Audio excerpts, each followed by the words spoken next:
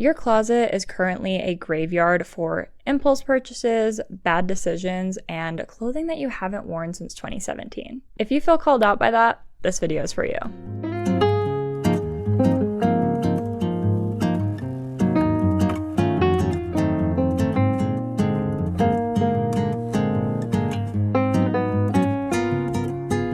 Hello and welcome back to another part of my Spring Clean Your Entire Life series. Today we are doing maybe my favorite thing ever, cleaning out your closet and refreshing your personal style. Sorry guys. This is something I live for. My friend asked me for style advice. I am there. I am helping her clean out her closet. And today, that friend is you. And this isn't about going out and buying an entirely new wardrobe. It's about figuring out what you actually love, letting go of what you don't, and figuring out how to style what you already have in a way that feels like you. Let's get into it. Step 1, we are pulling everything out. Literally take every item of clothing out of your drawers and closet piece by piece. For every item of clothing, you're going to ask yourself, do I actually wear this? Do I feel cute in this? Does this fit my current lifestyle and or my dream self's lifestyle? And would I buy this again? If it's a no to those questions, thank it and let it go. Donate it, sell it, give it to a friend, whatever feels right. Something that would be really fun that I've been really wanting to do is hosting a clothing swap. Just invite a bunch of girls to bring their gently used clothing, have some wine, have some charcuterie, have some gossip while you all get to just shop each other's closets. Whatever you do, clear out your closet to make space for the person you're becoming. I also highly recommend that if you live somewhere with very distinct seasons, and if you have the space, to sort your clothing by season. Like physically have your fall and winter clothing out of the way during spring and summer, and vice versa. I find that this helps in two ways. First, it gives you more space in your closet so that you can actually see everything you have for the current season and a really cute top isn't like hiding in the back all summer. And second, it is so fun to pull out clothing that you haven't thought about in months at the beginning of a new season. It's almost like you're shopping because you're seeing these clothes for the first time in forever. And it really makes you realize what clothing just isn't the vibe because you're like, what was I thinking when I got this last year?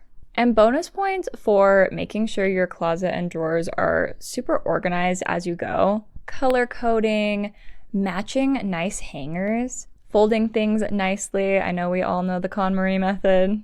Really just treating your closet like its own little boutique. Okay, now that we've gotten the actual cleaning out of the way, it's time for the fun part. Figuring out what your dream style even is. There are a few ways I would suggest going about this if you really are confused about your style. If you go on Pinterest, I recommend saving every outfit that speaks to you. And then after you have a bunch saved, go to that Pinterest board, scroll through it, and really take note of what those outfits have in common. Maybe it's a color, maybe it's a silhouette, maybe it really is a style. Maybe you lean more classic, maybe you lean more trendy. Take note of that so that you can keep that in mind when you're putting together outfits or even shopping for something new. I also find it helpful to go through my own camera roll and look for pictures where I really loved my outfit. And again, take note of why I really liked that outfit. What do all of the outfits I've loved have in common?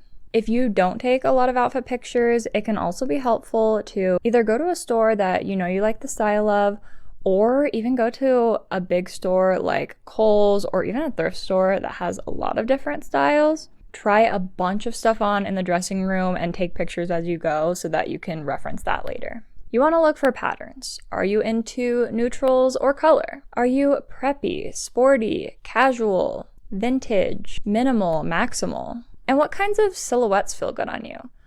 I am all for the wear whatever you want type thing, but I know a lot of us do feel better when we're wearing silhouettes that flatter us. And if you're not interested in that, don't listen to this, but for me, I find the only way that I can find clothing that flatters me is to try it on. Your goal with your style should be to dress like the dream version of you, but on a normal day. You still need to keep in mind what a realistic day in your current life is. Now that you know what you love, it's time to start making a wish list. It's time to go shopping. But we don't want to do a random trendy spring haul. We want a thoughtful wish list that fits this new, refreshed version of us. A great place to start is refreshing any everyday basics that you'll actually wear. Getting a good pair of jeans, a good basic white tee. Maybe getting some fun statement pieces that make you excited to get dressed. A new bag, a new hair scarf, a new pair of shoes. Accessories that will elevate your current wardrobe, and shoes and bags that will tie your whole outfit together. The thing to remember here is that you do not need a million new things that will only work for spring. You need a few really good things that will make your closet feel fresh again. And look for items that might even work across multiple seasons. And do not forget to actually wear your clothing. Stop saving your favorite outfits for special occasions. Remember the quote that we talked about in the first part of this series, how you spend your days is how you spend your life. What you wear on a day-to-day basis is what you wear in life. So if you want to be an icon, you need to dress like an icon. Okay, now if you need a little spring 2025 inspiration, I'm your girl, I got you. Please, you don't have to pressure me. I'll give you the deets. For me, spring 2025 is giving effortless, elevated, romantic but casual.